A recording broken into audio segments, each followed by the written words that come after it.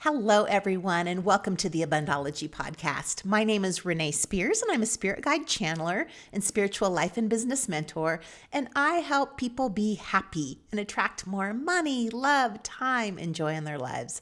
I'm coming to you from beautiful Bozeman, Montana, and this is the weekly energy update for the week of January 8th, 2023. Every Sunday, I talk about how the energy is going to be for the week ahead, and I also infuse the show with some positive vibes, so you get a little positive energy boost just for listening.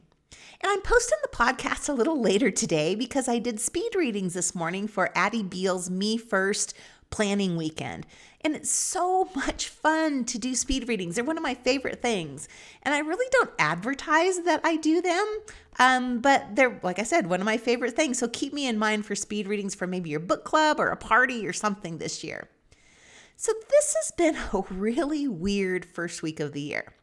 Usually on the 1st of January, we're full speed ahead and ready to get moving on all our resolutions.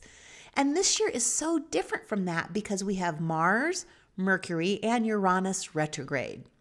And because we have these retrogrades, we have a couple of extra weeks to really think through our future. Like maybe in other years, we commit to losing weight and then we join the gym and only to stop maybe 2 weeks later. This year is completely different. This year, we get an opportunity to get really clear about what we want our lives to be and what we want to experience. Mercury retrograde asks us to rethink, redo, revise, and that's exactly what we're doing right now. And these couple of bonus weeks with the retrograde planets allows us to get clear about our future before we make huge forward progress in the next few months. So the fabulous news this week is that Mars finally ends its retrograde and it goes direct on Thursday, January 12th. So Mars is the planet of energy and drive. So with Mars retrograde, our energy and our drive can be stifled. We can't get motivated. We don't even know where to start.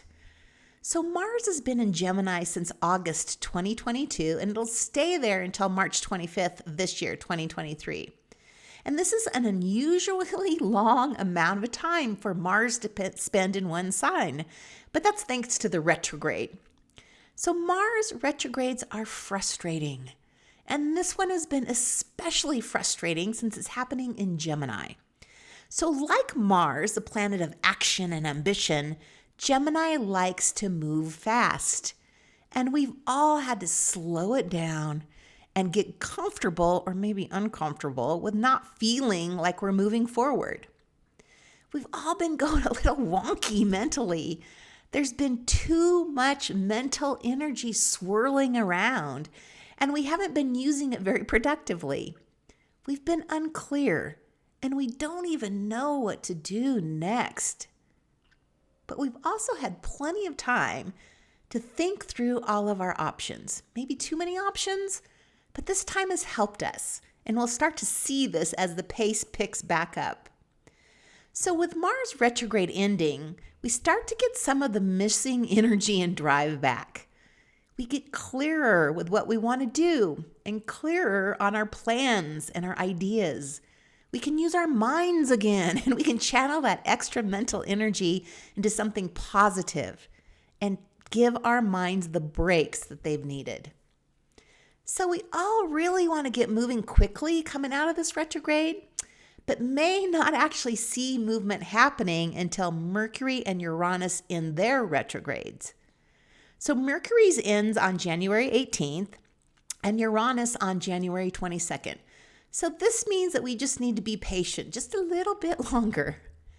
But once all three are moving forward, we can move forward fast. It is full speed ahead, and we make huge forward progress because there are no planets retrograde for 3 months after the 22nd. Yeah, once Uranus is direct, there will be no retrograde planets. And at the same time that Uranus goes direct, we start Aquarius season, and we have the year's first new moon in Aquarius. So Aquarius season is a time for us to try new things and to break out of our box. It also happens at that same time to be the Lunar New Year, when we welcome the compassionate and abundant water rabbit and we say goodbye to that wild and unpredictable water tiger. And Jupiter, the planet of growth and luck, is in Aries, the first sign of the zodiac, once again, starting new things. And it's there until May 16th. So all of this means we are getting planetary permission to step on the gas. And that is why we want to use these first 3 weeks of January to think about our options, to get a plan, to rest, to take a break, and to get ready to choose our 2023 direction, and then we go. So please allow yourself to rest and recharge and to mull things over. Absolutely do not beat up on yourself if you can't get moving right now. Nobody can. So to recap, the month and the year start out a bit sluggish, pretty sluggish. It feels like when you wake up from a nap before you're ready and you just can't quite get into the present moment, you feel like a little cloudy and out of it. Yeah, that's the vibe right now. So allow yourself to slow down. It's okay if you don't know your word of the year yet, or you don't know where you're going, or you don't have a plan. Is it frustrating? Yeah. But I know it would be even more frustrating to push ahead and be met with obstacles. So I recommend using this time to really feel into what you want to create over the next few months. And then when you get that intuitive hit, to act on it. And things will flow much easier than if you had pushed ahead earlier. So as we enter the 3rd week of January, it's full speed ahead. I mean, no retrograde planets for 3 months. Watch out, world, here we come. And that is it for the week. These are the final 2 days of my astrology and abundology sale, where you get an hour astrology chart reading with Deborah Norton and an hour session with me for only $200. I'll put a link in the show notes to the sale, and you can also go to my website, abundology.com. So as always, thank you for listening and passing this podcast on to a friend you think may find value in it. Enjoy this slow time. You might as well just accept it and enjoy it and realize that you can take this time now before we really start getting moving forward in the spring, and it'll benefit you more. So I'll talk to you again next week. Have a great week.